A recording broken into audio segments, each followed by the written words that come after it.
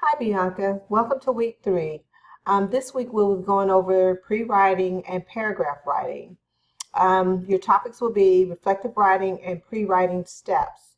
One of my favorite things to do is reflective writing. So this is one of my favorite topics. I love being able to look back on my day or on events in my life and reflect and write about how I'm feeling about those events. That's what reflective writing is. And so it's going to be interesting to be able to discuss that with you. Um, your reading assignment, you want to read chapter 4 and then participate in discussion 3. I encourage you to get into the discussion board and post early so that you and I can have time to chit chat.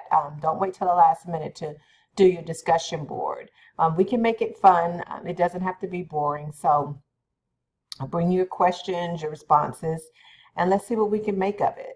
Assignment 3.1, you're going to be learning about brainstorming, and then you're going to actually write a one-page paper on this assignment and what you think about brainstorming. And then 3.2 is some more brainstorming activities.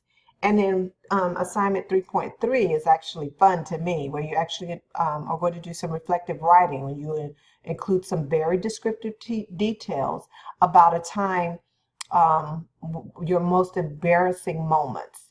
So I look forward to reading that.